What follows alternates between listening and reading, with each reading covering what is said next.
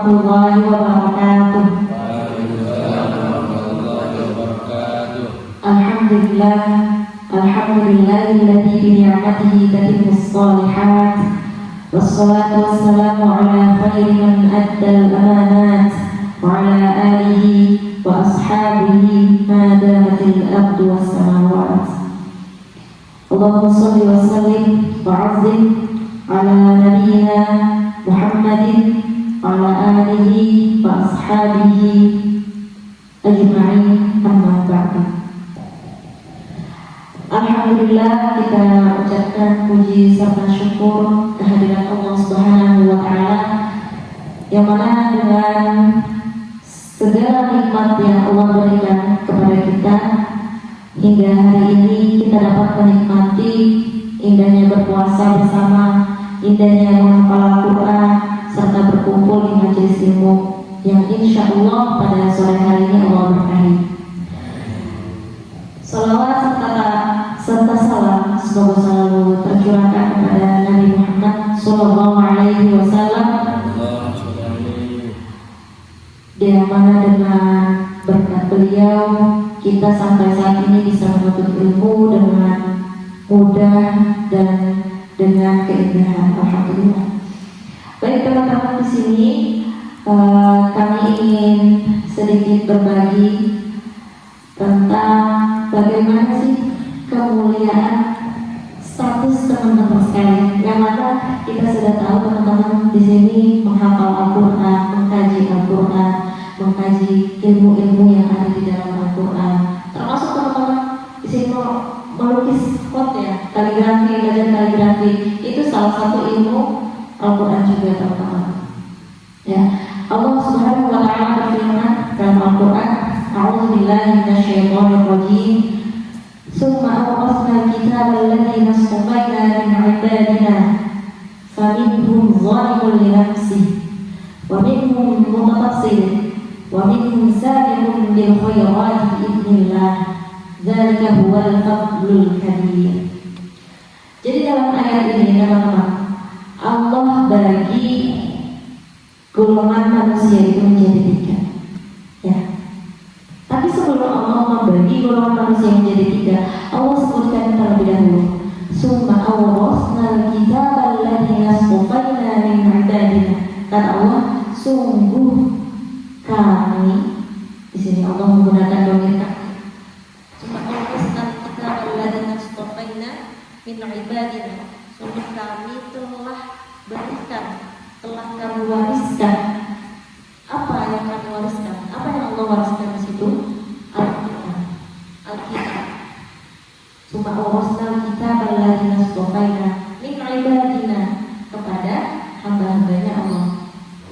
Nah, teman-teman udah tahu ya, ada berapa kitab yang Allah turunkan kepada Nabi dan Rasul? Tadi kita udah baca di Aqidatul Awam, ada disebutin. Ada berapa? 4. Ada 4 ya. Kitab apa aja itu? Sebelum Al-Quran, yang paling pertama Injil yang pertama ya? Ya udah nggak apa-apa. Coba kalau saya dulu, Injil, Zabur, Taurat, Al-Quran. Oke, ada 4 teman-teman yang Allah turunkan. Ya, ada 4. Tapi sampai sekarang yang secara makna, secara lafaz itu tidak berubah dari 4 kitab ini apa? Oke, cuma Al-Quran. Dan cuma Al-Quran. Terus Al-Quran ini sudah diturunkan dari zaman Rasulullah dan sampai ke kita detik ini tanpa ada perubahan satupun. Ya, ini merupakan sebuah nikmat teman-teman, sebuah warisan yang tidak Allah wariskan kepada generasi sebelumnya. Jadi umat sebelum Nabi Muhammad itu diberikan kitab juga, tapi ternyata kitabnya itu kandas teman-teman, udah habis sampai di sana aja, nggak selesai, nggak terus sampai ke kita sampai sekarang. Mungkin Injil masih ada, tapi secara makna, secara lafaz itu udah jauh banget berubah dari yang tadinya Allah turunkan sampai sekarang. Tapi Al-Quran, Masya Allah, dari Allah turunkan bunyinya Iqra bismi rabbikal ladzi khalaq Teman-teman ngapal masih sama atau udah berubah? Sama, ya masih sama ya. Jadi ini merupakan warisan yang sangat berharga teman-teman. Dan ini hanya diberikan kepada umat yang istofaina, yang sudah Allah pilih. Ya. Jadi bersyukur kita di sini menjadi pilihan Allah untuk menikmati kitab Al-Quran. Nah, setelah Allah sampaikan warisan yang sangat berharga ini, Allah bagi kita golongan manusia menjadi tiga teman-teman. Dari manusia itu ada yang zalim li nafsi, ada yang zalim terhadap dirinya sendiri. Siapa mereka? Mereka yang sudah tahu akan adanya Al-Quran tapi tidak mau belajar. Ya, menyia-nyiakan waktu tanpa adanya belajar dengan Al-Quran. Kemudian golongan kedua adalah kami muktasib. Muktasib itu bisa kita katakan ya setengah-setengah. Mereka udah tahu hukumnya tapi kadang nanti dulu deh prakteknya, gitu ya. Misalnya udah tahu, oh ternyata menyembelih hewan itu harus pakai baca basmalah. Kok lupa tadi nggak baca basmalah, ya, gitu ya. Ini yang muktasib, jadi setengah-setengah.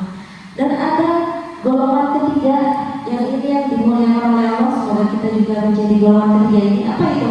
Wa minhum sabiqun bil khairat biidznillah. Mereka adalah orang-orang yang berlomba-lomba dalam kebaikan. Teman-teman, ada yang hafalannya udah 1 juz? Ada, oke. Ada yang hafalannya masih beberapa surah? Ada. Nah, maka teman-teman harus berlomba-lomba. Ya. Oh, misalnya si Ahmad kok hafalannya udah sampai juz 10 ya? Aku masih juz 3. Aku harus bisa kejar si Ahmad nih. Jadi kita harus bisa memotivasi diri kita sendiri. Atau ini kan azan masih 10 menit lagi, ngapain sih si Ahmad udah ke masjid? Oh ternyata si Ahmad lagi ngaji, pantasan aja hafalan dia lebih lancar, gitu ya. Oke, besok aku kayak gitu deh. Oh gak usah nunggu besok deh, sekarang aja. Itu adalah bagian daripada orang yang sabiqun bil khairat, berlomba-lomba dalam kebaikan. Atau ayat lain disebutkan fastabiqul khairat, berlomba-lomba kalian dalam hal kebaikan. Gitu ya teman-teman. Kenapa sih kemudian kita harus selalu mendekatkan diri dengan Al-Quran? Kenapa? Karena ternyata teman-teman, dari sekian banyak syafaat yang Allah tawarkan, ya, termasuk syafaat Rasul, syafaat Al-Quran ini merupakan syafaat yang tidak ditolak, tidak akan ditolak oleh Allah.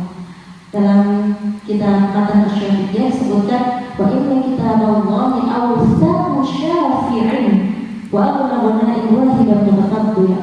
Jadi Al-Quran adalah kitab yang awsaqu syafi'in, syafaat, pemberi syafaat yang paling terpercaya, yang gak akan ditolak. Jadi bersyukur teman-teman di sini menghafal Al-Quran, mempelajari ilmu Al-Quran. Meskipun mungkin ada beberapa yang terbata-bata, ada yang mungkin kesulitan, itu nggak apa-apa teman-teman, itu sangat wajar. Dan insya Allah semoga dengan syafaat Al-Quran ini bisa membawa kita serta keluarga, orang tua, adik, kakak, kakek, nenek, guru-guru kita, murid-murid kita bisa menikmati indahnya surga bersama-sama dengan kita. Gitu ya teman-teman. Amin amin ya rabbal alamin. Oke. Dan teman-teman gak usah khawatir, hidup bersama Al-Quran itu sudah Allah jamin akhirat serta dunia. Kenapa? Bahkan Al-Quran itu hal terkecil itu sebetulnya semuanya sudah ada di dalam Al-Quran. Ini teman-teman boleh lihat. Ini apa? Pulpen. Oke. Pulpen ini bahkan sebetulnya sudah berabad-abad lalu Allah sebutkan dalam Al-Quran. Walaupun mungkin bentuknya belum ada, secara zahir pulpen ini belum ada, tapi secara fungsi itu sudah ada. Allah sebutkan Bismillahirrahmanirrahim, Nun wal qalami wa ma yasturun. Allah sebutkan wal qalami wa ma yasturun, demi pena. Nah, penanya Allah sebut mungkin bukan pena ini, bukan pena yang kita kenal sekarang, yang bertinta, yang bisa dihapus, mungkin bukan yang itu, tapi secara fungsi itu sudah Allah sebutkan berabad-abad lalu saat Al-Quran. Al-Quran merupakan kitab yang sangat komprehensif, sangat sempurna, dan insya Allah tidak akan pernah ada perubahan di dalamnya, baik lafaz ataupun makna, insya Allah. Jadi kita sangat beruntung ya teman-teman, insya Allah. Oke, demikian, mungkin ada yang mau ditanyakan teman-teman? Gak ada? Oke, kalau nggak ada, kita berdoa sama-sama semoga kita semua bisa menjadi hamil Al-Quran, menjadi penghafal Al-Quran, dan juga mengamalkan ilmu-ilmu Al-Quran, serta menjadikan Al-Quran sebagai pedoman kita di dunia dan di akhirat, insya Allah. Al-Fatihah.